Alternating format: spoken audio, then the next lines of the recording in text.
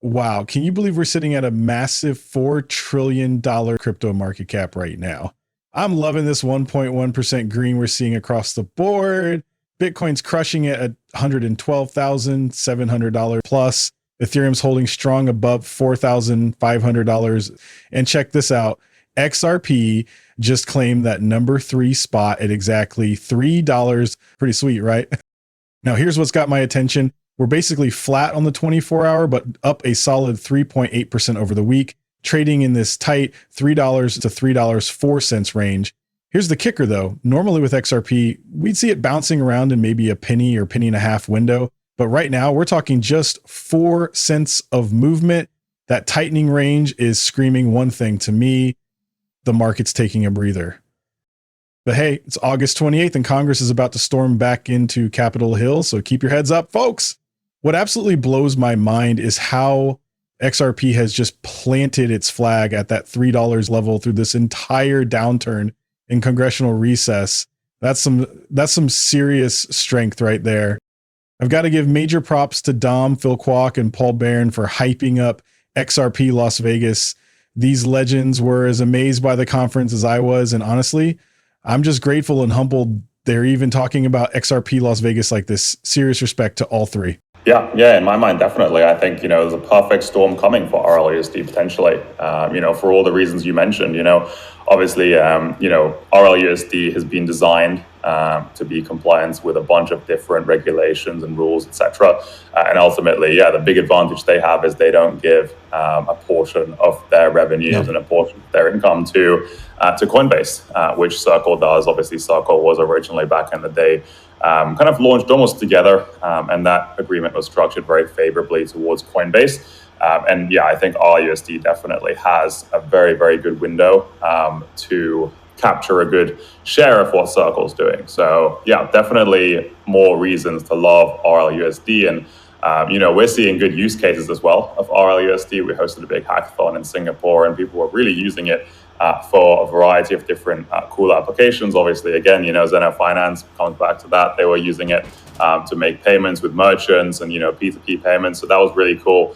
But I think, definitely we're going to see a lot more activity on that front. Obviously, it's, still relatively new in the space compared to USDC and USDT and other stable coins, but this is a very exciting time, definitely, Q3, Q4 of this year. Yeah, for sure. No doubt about it. The energy is totally buzzing through our entire community right now. And wow, you guys are going to flip when you hear what we just locked in last night. Hey, we've got some incredible updates about XRP Las Vegas 26 coming your way. Just hang tight for a second, but you've got to hear this. These are two amazing OF creators right here. So anyway, let me just say, seriously, listen up to this. Need help. Okay. Investing. Don't know what to do, what it is, but I need help. I need help. Okay, so I would recommend, so me personally, I have 1.3 million in XRP. So right now it's about $2 and something cents, but the community knows that when I know it will bump up to $10, I'm going to be basically set for life. So I would highly recommend buying XRP. Why are you crying? What the hell did you just say? XRP. I couldn't even understand what X could even stand for. It doesn't stand for anything. It's just like, XRP doesn't stand for anything like explicitly. It's just like I'm screwed. Crypto men, come this way. Help me. Just put money into XRP and then you're set for life. Put my money in it. Or just spend it all, whatever you want to do. Well, will the IRS come after me if they won't come after me if I do that? You haven't paid taxes in 2 years, so they're going to come after you anyway. Not if I had my money in this XPR stuff. Right? Yeah, you're right. Just do that. Oh, dear Lord, we're all in for it now. Yeah, these are literally the people who will be taking care of us once we're too ancient to manage ourselves. But listen, I'm watching the everyday folks finally wake up to XRP, and that tells me we're basically at the finish line. Remember how we'd always joke around in those early channel days? We said you'd know the market was ready to absolutely rock it when some complete stranger spins around in the checkout line and says, dude, you better grab some XRP, Well, guess what? I think we're living in that exact moment right now. We're so close, I can practically taste it. That's my honest take on everything. Now, yesterday, I dove into this whole OLIA standard charter platform situation, okay?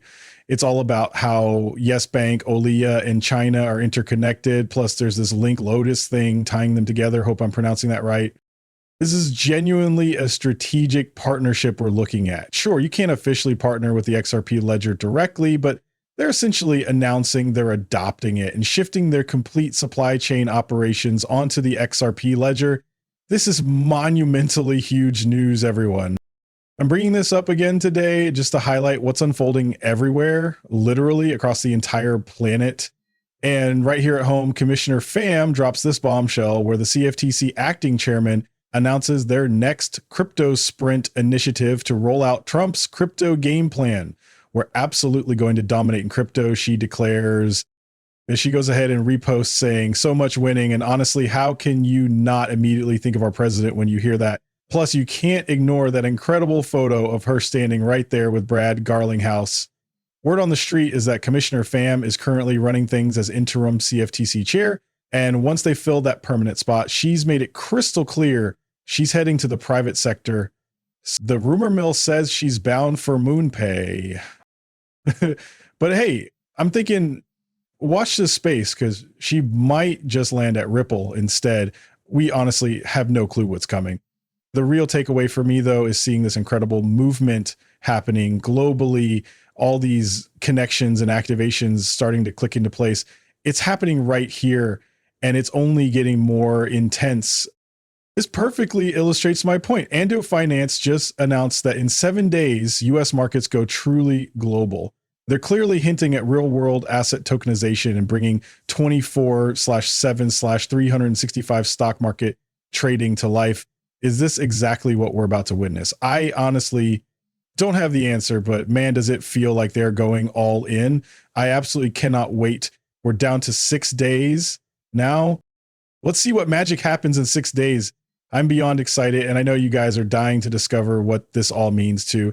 Here comes the US Treasury dropping another bombshell. They just bought back yet another 1.4 billion of their own debt. We're now looking at a whopping 7.4 billion bought back in just these past 2 weeks alone.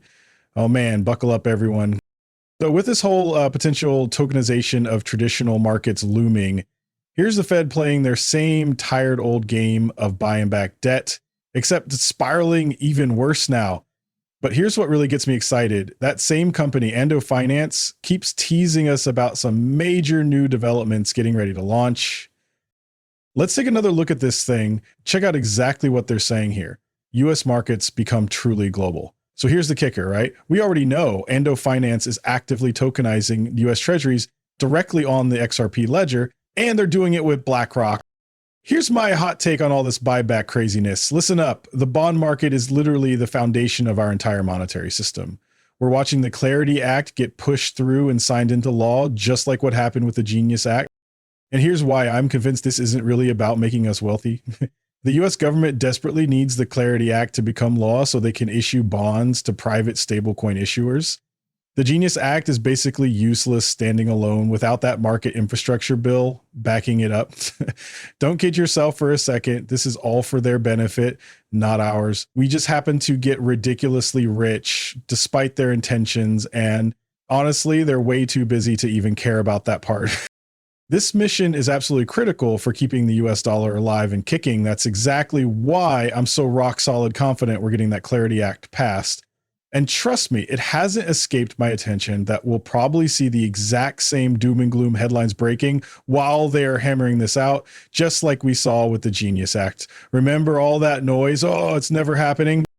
Now, suddenly everyone's saying it's looking like 2026 or 2027 before anything goes down. They're going to absolutely terrify everyone out there. But I personally believe this is precisely why it's getting passed, no matter what scary stories we might hear. If I'm completely wrong about this, I'll make that video admitting it. We'll find out soon enough, but first check out David Schwartz in this classic clip here.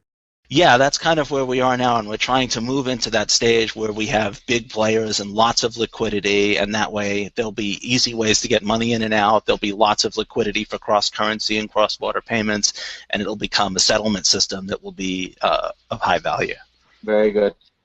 There you go. That's the exact bullseye we're shooting for, right? And honestly, I'm totally convinced we're steamrolling straight toward that finish line. So what's going down here? We're looking at this massive expansion of future cross-vendor payments through Finastra and USDC.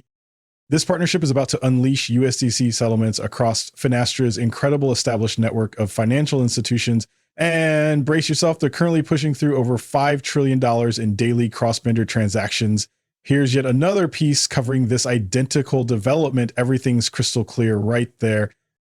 And you're probably going, whoa, wait up, what now? I actually had to dig back through some research here. Let me hunt this down. Perfect, found it. This intel comes straight from High Vibes Asset. Seriously worth following them.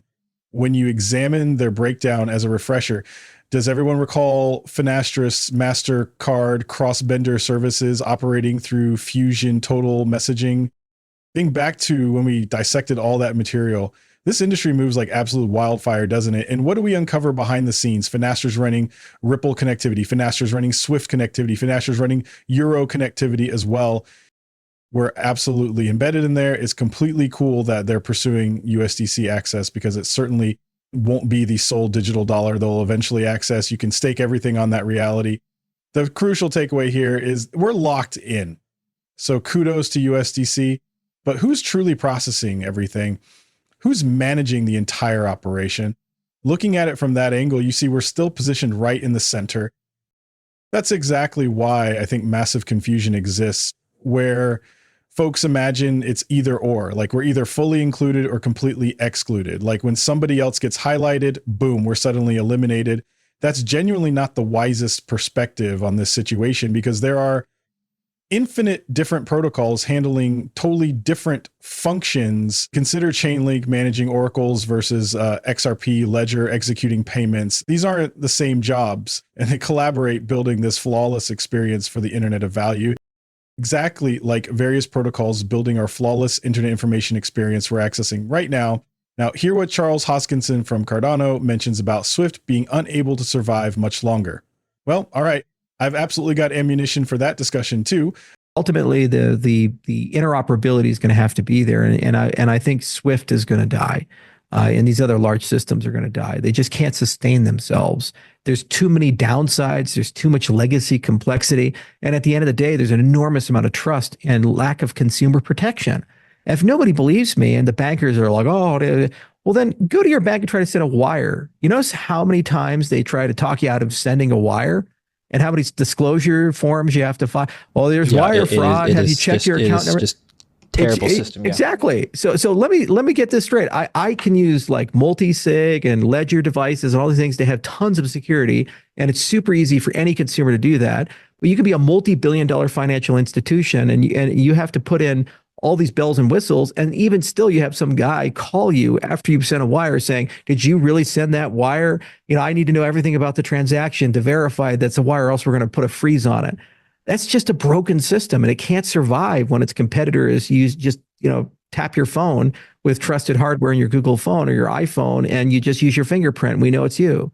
All right, here we go. You know what? I'm pretty convinced Swift knows exactly what's happening here. And honestly, I think you're about to see something big unfold right before your eyes. Our friend Smoke Dogs is back at it again with some fascinating insights. So get this. He's talking about this massive vertical surge, what he calls a big bang, that we've been discussing here for years now. And guess what? It's supposedly happening in November 2025, just a few short months from where we are today. Check out these wild stats from Swift showing they're projecting 91% readiness by November 25th this year. Plus, they surveyed their audience and found that 43% have already nailed down all their outgoing messages using ISO 2022. Here's where it gets really interesting, though. I genuinely believe we're going to witness this incredible vertical explosion come November.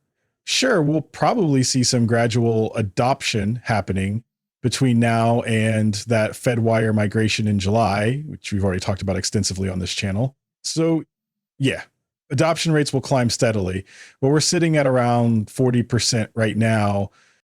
Maybe we'll hit 50, possibly 55%. Then I suspect we'll hit a plateau period before that massive November explosion happens, And here's the kicker. For the very first time ever, digital asset use cases will actually go live on Swift through ISO 2022 in November 2025.